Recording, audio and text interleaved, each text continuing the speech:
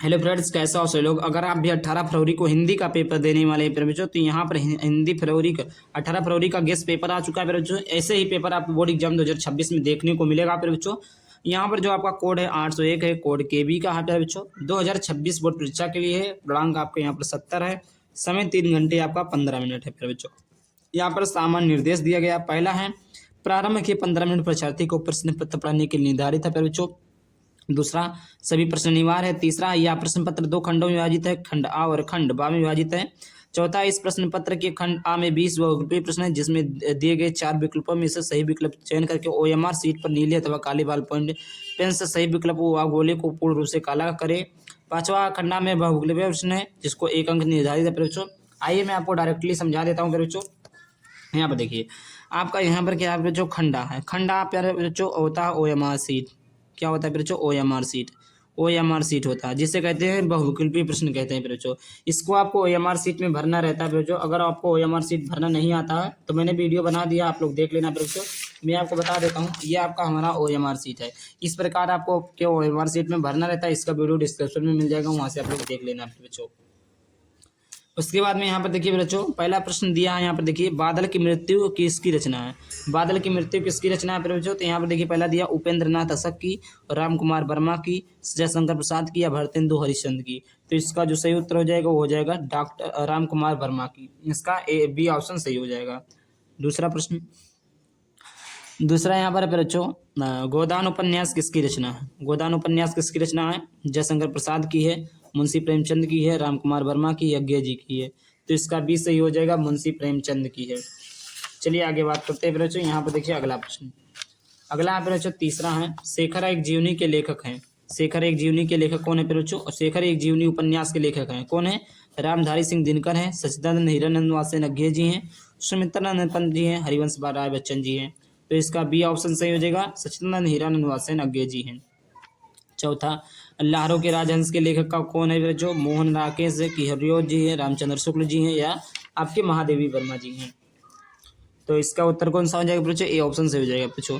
अगर आप लोगों को वीडियो पसंद है, वीडियो को लाइक करके को सब्सक्राइब करना। टोटल 20 ऑब्जेक्टिव क्वेश्चन है। कमेंट बॉक्स में एक बार अपनी राय बता देना कि कितना क्वेश्चन आपका सही गया पर बच्चों।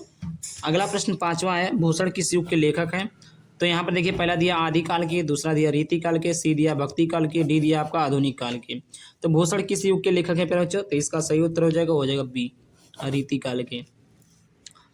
छठवां, यामा के रचयिता का नाम है। यामा के रचयिता का नाम क्या बच्चों। प्रेमचंद जी हैं, जयशंकर प्रसाद जी हैं, महादेवी वर्मा जी हैं, मैथिली शरण गुप्त जी हैं।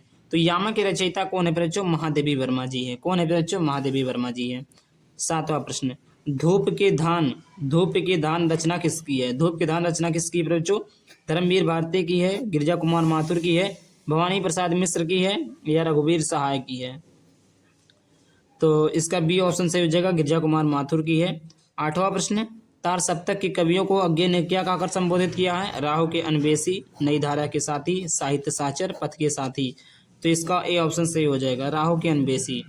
अगला प्रश्न है नौवां, पंच परमेश्वर कहानी के लेखक हैं। पंच परमेश्वर कहानी के लेखक कौन है बच्चों। पहला दिया जयशंकर प्रसाद की, मुंशी प्रेमचंद की, मोहन राकेश की, अज्ञे जी की। तो पंच परमेश्वर कहानी के लेखक हैं बच्चों कौन है बच्चों, मुंशी प्रेमचंद जी हैं। 10वें नंबर का प्रश्न, दूसरा सप्तक का प्रकाशन वर्ष है। दूसरा सप्तक का प्रकाशन वर्ष कब है जो, 1943 ईस्वी को, 1951 को, 1959 को, 1973 को। तो दूसरा सप्तक का प्रकाशन वर्ष क्या है बच्चों। आप लोग इसका आंसर कमेंट बॉक्स में एक बार जरूर बता देना बच्चों। चलिए आगे देखते हैं बच्चों। यहाँ पर देखिए अगला प्रश्न, करोड़ रस का स्थायी भाव होता है। करोड़ रस का स्थायी भाव क्या होता है बच्चों। निर्वेद होता है, रति होता है, रौद्र होता है या आपका शोक होता है।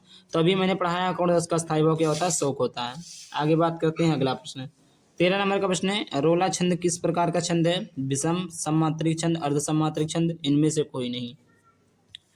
तो इसका बी सही हो जाएगा, सममात्रिक छंद। 13 नंबर का प्रश्न है बच्चों। 13 नंबर का है, अध्यक्ष में प्रयुक्त उपसर्ग है। अध्यक्ष में प्रयुक्त उपसर्ग क्या है बच्चों, अधि है, अध है, यच्छ है या उपयुक्त सभी है। तो अध्यक्ष में प्रयुक्त उपसर्ग क्या है बच्चों, अधि है। क्या है, अधि है। 14 नंबर का प्रश्न है, खीर शब्द का तत्सम रूप है। खीर शब्द का तत्सम रूप क्या है बच्चों। तो यहाँ पर देखिए आपका है, नीर है, खीज है, क्या आपका क्षीर है या क्षेत्र है। तो इसका सी ऑप्शन सही हो जाएगा, क्षीर है। 15 नंबर का प्रश्न, रोहन से चला नहीं जाता, इस वाक्य में वाच्य है। कृत्यवाच्य है, क्रमवाच्य है, विशेषणवाच्य है, भाववाच्य है। तो इसका बी ऑप्शन सही हो जाएगा, क्रमवाच्य है। 16 नंबर का प्रश्न है, चमचमात चंचल चयन बिच घूंघट पटछीन मनहु सुर सरिता विमल जल दृग उछरत जुगमीन। उपयुक्त दोहे में अलंकार है, कौन है? उपमा है, किसलेश है, कि उत्प्रेक्षा है, कि यमक है? सी ऑप्शन सही हो जाएगा, उत्प्रेक्षा अलंकार है फिर बच्चों। 17 नंबर का प्रश्न, नीड़ का निर्माण फिर किस विधा की रचना है? जीवनी है, कि आत्मकथा है, कि साक्षात्कार है, कि रेखा चित्र है? तो इसका बी सही हो जाएगा, आत्मकथा है। 18 नंबर का प्रश्न, निम्नलिखित में सर्वनाम क्या है? मनुष्य है, बचपन है, वाह है, या इनमें से कोई नहीं? तो निम्नलिखित में सर्वनाम क्या है बच्चों? वाह है। संज्ञा के स्थान पर प्रयोग किए जाने वालों को कहते हैं? सर्वनाम कहते हैं। 19 नंबर, प्रत्येकम का संधि विच्छेद है? प्रतिधन एका, प्रतिधन एकम, प्रतिधन एकम, प्रतीक प्लस माँ। बी ऑप्शन सही हो जाएगा। 20 और लास्ट ऑप्शन का क्वेश्चन है, मधुनी मधु शब्द कौन सा रूप है? षष्ठी एक वचन, पंचमी एक वचन, चतुर्थी एक वचन, सप्तमी एक वचन। डी ऑप्शन सही हो जाएगा। आगे बात करते हैं बच्चों, यहाँ पर आगे आपका प्रश्न है, यहाँ पर खंडवा। अब खंडवा आपका आता है 50 नंबर का प्रश्न। 50 में आपका रहते हैं बच्चों सब्जेक्टिव क्वेश्चन, इसको आपको कॉपी में लिखना रहता है। पहला दिया निम्नलिखित में से एक गद्यांश पर आधारित प्रश्नों के उत्तर दीजिए। आपके 3 प्रश्न है, एक प्रश्न है, 2 प्रश्न है, 3 प्रश्न। 3 प्रश्न है, 6 नंबर का प्रश्न है बच्चों। 2-2 नंबर का एक क्वेश्चन पूछ जाता है। जैसे देखिए, कुसंग का ज्वार सबसे भयानक होता है, या केवल नीति और बुद्धि का नहीं नाश नहीं करता बल्कि बुद्धि का भी क्षय करता है। किसी युवा पुरुष की संगति यदि बुरी होगी तो उसके पैरों में बड़ी चक्की समान होगी, जो उसे दिन उन्नति के गड्ढे में गिराती जाएगी। यदि अच्छी होगी तो सारा देने वाले बहू के समान होगी, जो उसे निरंतर उन्नति की ओर ले जाएगी। गद्यांश का संदर्भ लिखना है। गद्यांश के संदर्भ के दौरान आपको 2 चीज़ पता होनी है, पाठ का नाम और एक होता है लेखक का नाम। तो यहाँ पर लेखक का नाम आचार्य जी हैं, मतलब आचार्य रामचंद्र शुक्ल जी हैं। पाठ का नाम जो है मित्रता है। यहाँ पर बच्चों संदर्भ लिखना, प्रस्तुत गद्यांश हमारी पाठ्य पुस्तक हिंदी गद्य खंड में संग्रहित मित्रता नामक पाठ से लिया गया, जिसके लेखक आचार्य रामचंद्र शुक्ल जी हैं। इस प्रकार लिख सकते हैं। दूसरा, गद्यांश के रेखांकित अंश की व्याख्या कीजिए।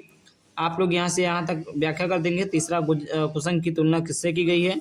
अथवा आपको ये वाला प्रश्न नहीं आता तो ये वाला कर सकते हैं। इसमें भी 3 प्रश्न दिए गए हैं बच्चों।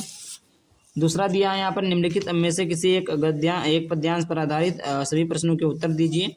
उधो मन ना भय 10-20। यहाँ पर 3 प्रश्न है, तीनों प्रश्नों का उत्तर देंगे, आपको 6 नंबर मिल जाएगा। वो नहीं आता अथवा करके यहाँ पर प्रश्न दिया है, ये वाला आप लोग कर सकते हैं। चलिए आगे बढ़ते हैं। आगे यहाँ पर बच्चों संस्कृत गद्यांश। संस्कृत गद्यांश में से किसी एक का संदर्भ सहित हिंदी अनुवाद कीजिए। यहाँ पर 5 नंबर का है, 2 नंबर आपको संस्कृत अनुवाद में संदर्भ मिल जाएगा, 3 नंबर आपको अनुवाद में मिल जाएगा। नहीं आता तो आप ये वाला कर सकते हैं। संस्कृत पद्यांश में से किसी एक का संदर्भ सहित हिंदी में अनुवाद कीजिए। आपका 5 नंबर है, दोनों में से कोई एक करिएगा। 5वां दिया बच्चों, अपने पठित खंडकाव्य के आधार पर निम्नलिखित प्रश्नों में से किसी एक प्रश्न का उत्तर दीजिए। आपका 3 क्वेश्चन 3 नंबर का है, और 3 नंबर का एक क्वेश्चन है। का खागा, देखिए ये जिले वाइज के हिसाब से रहता है। जैसे ललितपुर जो ललितपुर में, गोंडा में, बलरामपुर में है। इस प्रकार 6 जिलों में टोटल पूछा जाता है, तो आप लोग अपने जिले वाइज के हिसाब से तैयार कर लेना। 6वां का कहा, निम्नलिखित लेखों में से किसी एक लेखक का जीवन परिचय देते हुए उनकी एक प्रमुख रचना का उल्लेख कीजिए। जयशंकर प्रसाद, भगवत शरण उपाध्याय, रामधारी सिंह दिनकर, जयश्री प्रकाश भारती। वेरी मोस्ट इंपॉर्टेंट जीवन परिचय है बच्चों, मेरी मोस्ट इंपॉर्टेंट जीवन परिचय, तो इन सभी जीवन परिचय को तैयार कर लेना। खा नंबर का प्रश्न है, निम्नलिखित कवियों में से किसी एक कवि का जीवन परिचय देते हुए उनकी प्रमुख रचना का उल्लेख कीजिए। तुलसीदास, बिहारीलाल, सुमित्रा पंत, श्यामलाल पांडे। आपके टोटल 4 जीवन परिचय, इसको आप लोग तैयार कर लेना बच्चों। अगला आपका है 7वां प्रश्न, अपने पाठ्य पुस्तक के संस्कृत खंड की कोई पाठ्य पुस्तक से कंठस्थ कोई एक स्रोत जो प्रश्न पत्र में आया हो, 2 नंबर का।